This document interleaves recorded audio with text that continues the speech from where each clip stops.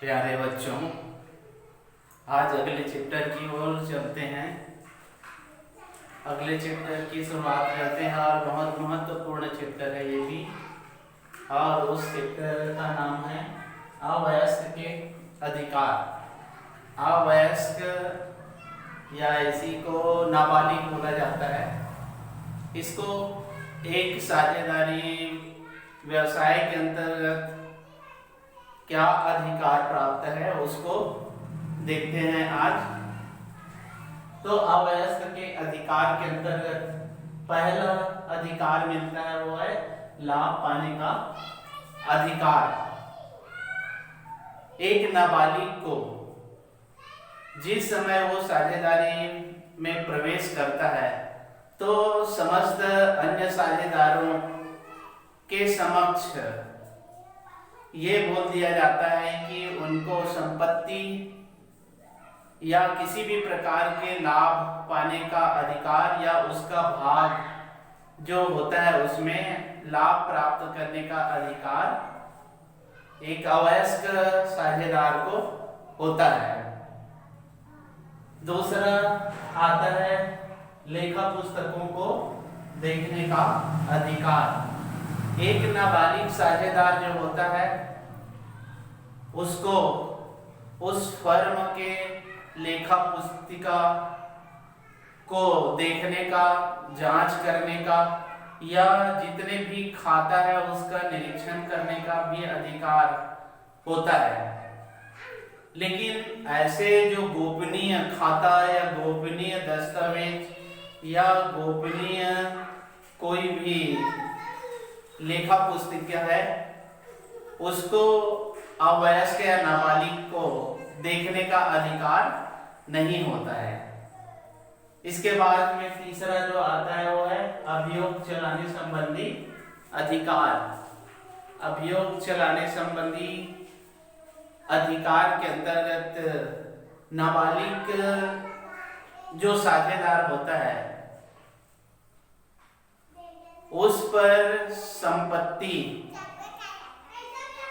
लाभ इत्यादि या उसका हिस्सा या भाग या अपना भाग प्राप्त करने के लिए अभियोग नहीं चलाया जा सकता। किंतु जब वह साझेदारी से संबंध विच्छेद कर लेता है तो संबंध विच्छेद करने के बाद वो अपने संपत्ति पर या अपने भाग पर लाभ प्राप्त करने का अधिकारी बन जाता है। इसके बाद में चौथा है प्रबंध संबंधी अधिकार। नाबालिग या अवयस्क होने के कारण इसको किसी भी प्रकार के व्यवस्थापन, प्रबंध या कोई भी ऐसे एक गोपनीयता के आधार पर इनको प्रबंध नहीं दिया जा सकता या प्रबंधक के रूप में इसको नियुक्त नहीं किया जा सकता या प्रबंधन का कार्य इसको नहीं दिया जा सकता। पांचवा जो है सामान्य साझेदार बनने का अधिकार।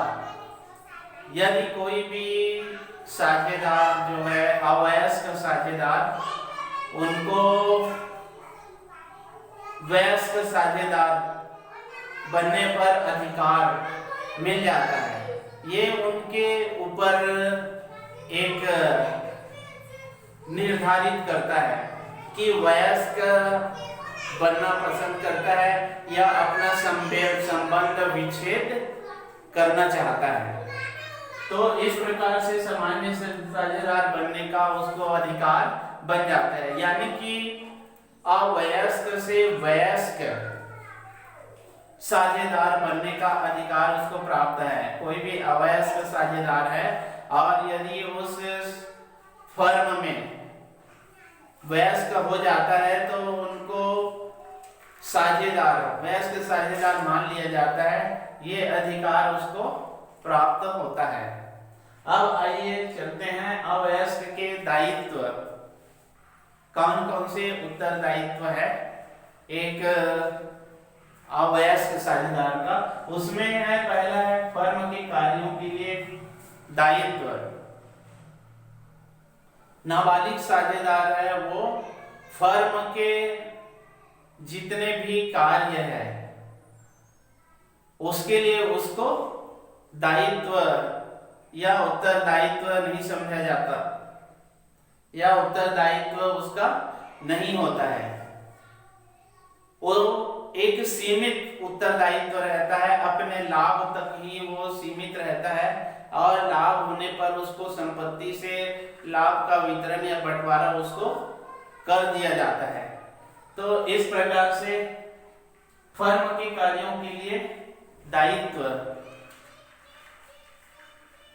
दूसरा जो है सार्वजनिक सूचना देने का दायित्व।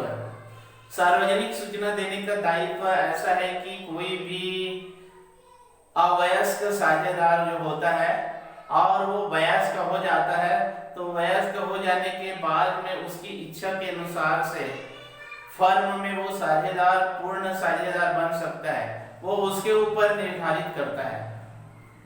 और अवयस्क से वयस्क साझेदार बनने के लिए उनकी समझौता या उनका एक अनुबंध जो 6 महीने के अंतर्गत हो जाना चाहिए। यदि कोई भी वयस्क हो गया है तो साझेदार में मैं वयस्क साझेदार बनना चाहता हूं, इस प्रकार से 6 महीने के भीतर वो वयस्क साझेदार का अनुबंध कर सकता है। ये उनका दायित्व है।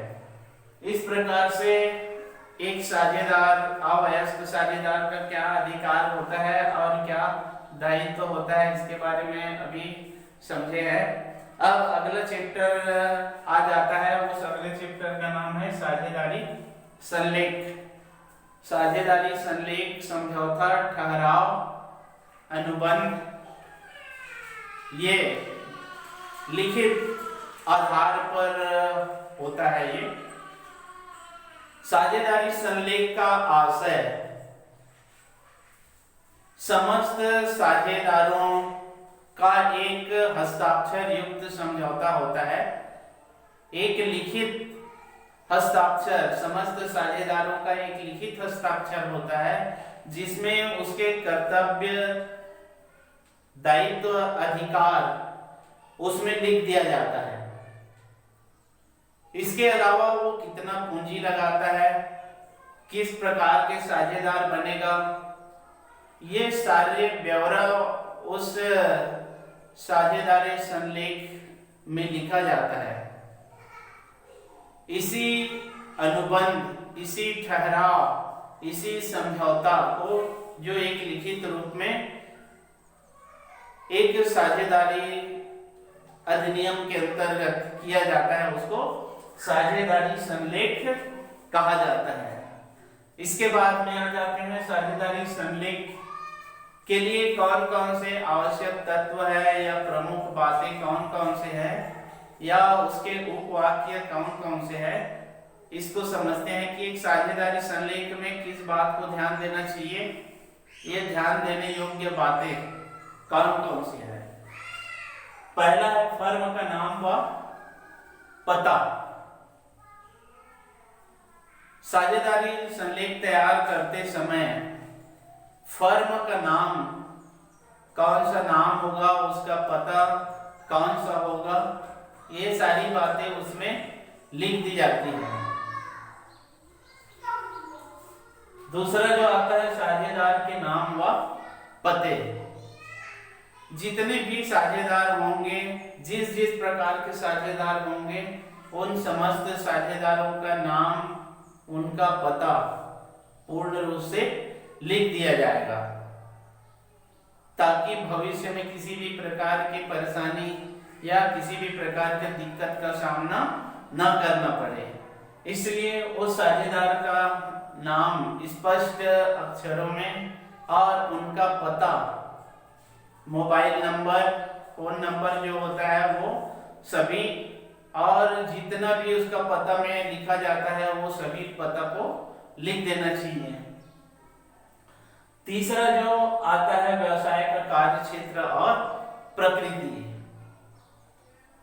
साझेदारी संलेख में इस बात को भी ध्यान दिया जाना चाहिए या लिख देना चाहिए कि उसका सीमा क्षेत्र साझेदारी का सीमा क्षेत्र या कार्य क्षेत्र स्थानीय स्तर पर होगा कि राष्ट्रीय स्तर पर होगा कि अंतरराष्ट्रीय स्तर पर होगा, इन बातों को भी लिख देना चाहिए ताकि भविष्य के लिए किसी भी प्रकार के असुविधाओं का सामना न करना पड़े, या कोई भी साझेदार अगर दावा आपत्ति करता है तो उसमें आसानी से उसको हल किया जा सके। इसी के साथ में उसकी प्रकृति, एक साझेदारी व्यवसाय का प्रकृति भी किस प्रकार से होना चाहिए कि व्यापारिक प्रकृति का होना चाहिए कि निर्माणी होना चाहिए कि रचनात्मक होना चाहिए, ये किस प्रकार से प्रकृति का होना चाहिए, इसको भी उल्लेख उस साझेदारी संलेख में कर देना चाहिए ताकि भविष्य के लिए सुविधाजनक बन सके। चौथा जो है वो है साझेदारी की अवधि। साझेदारी की अवधि कितने वर्ष के लिए वो साझेदार नियुक्त किया जा सकता है या साझेदार बन सकता है, उनकी अवधि कितने वर्ष की होगी, इसको स्पष्ट शब्दों में लिख देना चाहिए। तो इस प्रकार से साझेदारी की अवधि को भी ध्यान देना चाहिए। पांचवा जो है वो है साझेदारों द्वारा लगाई गई पूंजी। समस्त साझेदारों के द्वारा लगाई गई पूंजी या कोई भी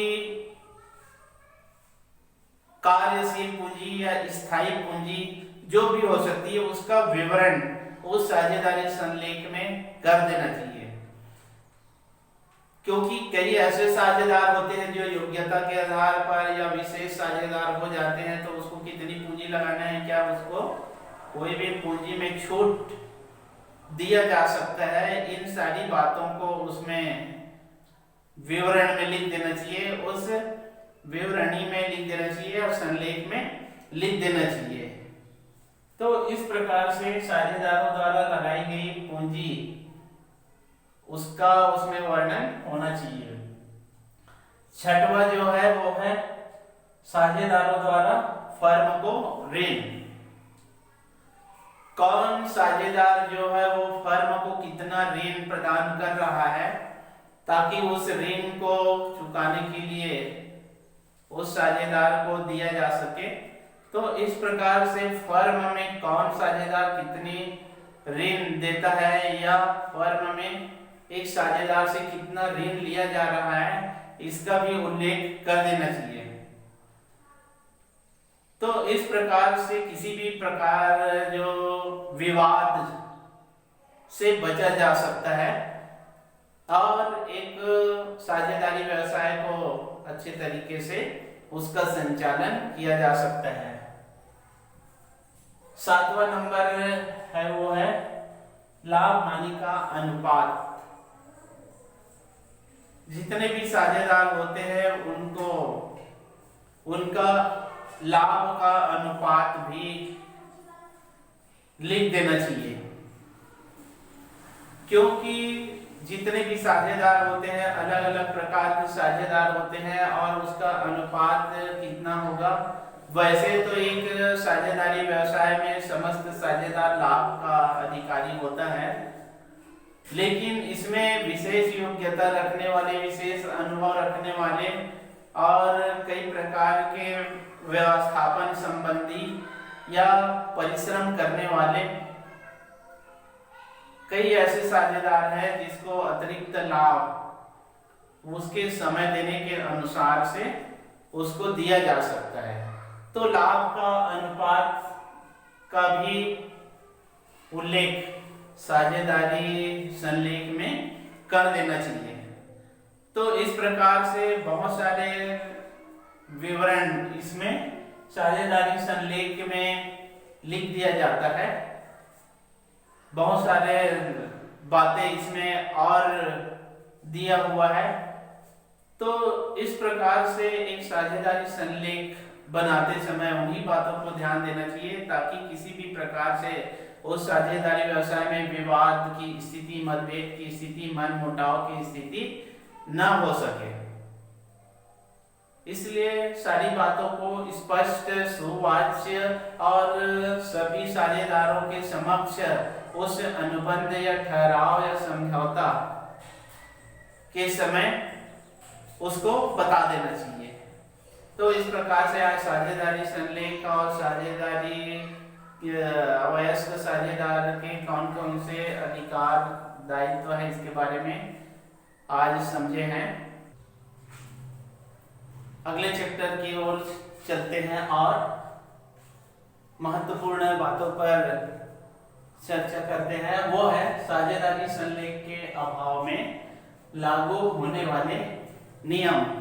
यहाँ पर कौन कौन से साझेदारी संलेख की बातें हैं उसको अभी समझे हैं। इसके बाद में साझेदारी संलेख नहीं होने के बाद में भी कैसे साझेदारी व्यवसाय किया जा सकता है और वो साझेदारी अधिनियम 1932 के अनुसार से लागू होता है। साझेदारी अधिनियम 1932 में जो नियम लिखा गया है उसके अनुसार से भी एक साझेदार का व्यवसाय संचालित किया जा सकता है। तो आइए देखते हैं साझेदारी संलेख के अभाव में भी किस प्रकार से इस व्यवसाय को चलाया जा सकता है या साझेदार बन सकता है या उनको कौन कौन से लाभ प्राप्त होता है, इसको यहाँ पर समझते हैं। तो पहला जो है वो है व्यापार संचालन। साझेदारी संलेख के अभाव में व्यापार का संचालन आसानी से किया जा सकता है। समस्त साझेदार के द्वारा उस व्यापार का संचालन किया जा सकता है। उसमें किसी भी प्रकार के अवरोध नहीं उत्पन्न होता और बड़े आसानी से उस व्यापार का संचालन हो सकता है। दूसरा जो आता है वो है लाभ का विभाजन। साझेदारी संलेख में यदि उल्लेख नहीं किया गया है तो ऐसी स्थिति, ऐसी दशा में लाभ का विभाजन समस्त जितने भी साझेदार होंगे उनको बराबर बराबर लाभ का विभाजन या बंटवारा कर दिया जाएगा। तो इस प्रकार से लाभ का विभाजन भी साझेदारी संलेख के अभाव में या उसके बिना कर दिया जाता है। तीसरा जो आता है संलेख के अभाव में पूंजी पर ब्याज। कोई भी साझेदार जब उस साझेदारी व्यवसाय में पूंजी लगाता है तो उसके पूंजी पर उनको किसी भी प्रकार के ब्याज नहीं दिया जा सकता। कोई भी साझेदार हो, यदि वो फर्म में या उस व्यवसाय में पूंजी लगाता है तो उस पूंजी के बदले या उस पूंजी के प्रतिफल उनको किसी भी प्रकार का ब्याज उस फर्म के साझेदार के द्वारा नहीं दिया जाएगा। और यदि आहरण भी किया जाता है, किसी भी प्रकार के पूंजी का आहरण किया जाता है तो भी उनके ब्याज की रकम यहाँ पर भी नहीं दिया जाएगा। कोई भी साझेदार है उनको जब किसी भी प्रकार की पूंजी का आहरण किया जाता है तो उसमें भी ब्याज की रकम उसको नहीं दिया जाएगा। उसके बाद में चौथा जो है ऋण पर ब्याज। साझेदारी व्यवसाय में यदि किसी भी साझेदार से अगर फर्म पूंजी प्राप्त कर लेता है तो उस पूंजी के बदले में ऐसे साझेदारों को ब्याज का रकम दिया जा सकता है जो 6% वार्षिक दर पर उसको भुगतान करना पड़ता है। यानी कि स्पष्ट है कि कोई भी साझेदार फर्म को यदि ऋण देता है तो उस ऋण के बदले ही ब्याज का रकम उस साझेदार को दिया जाएगा, जो 6% तक के हो सकता है वार्षिक दर पर। उसके बाद में 5वां जो आता है वो है वेतन एवं कमीशन। कोई भी यदि साझेदार है तो वो साझेदार फर्म के किसी संपत्ति का या लाभ का उपयोग लाभ कमाने के लिए करता है या लाभ अर्जित के लिए करता है, तो ऐसे लाभ जो होता है उसको फर्म में ही जमा करना पड़ेगा। ऐसे लाभ जो होता है या ऐसे लाभ जो प्राप्त होता है उनको फर्म में देना होगा। 6वां जो है निजी लाभ का हिसाब। इसमें भी यदि कोई भी साझेदार जो होता है वो फर्म के किसी संपत्ति का उपयोग या फर्म के किसी लाभ का उपयोग लाभ कमाने के लिए यदि करता है, तो उससे जो लाभ प्राप्त होता है उस लाभ को भी कंपनी में या फर्म में जमा करना होगा। ये साझेदारी संलेख के अभाव के कारण ये समस्त नियम लागू होता है। उसके बाद में 7वां नंबर में जो आता है वो है फर्म की संपत्ति का प्रयोग।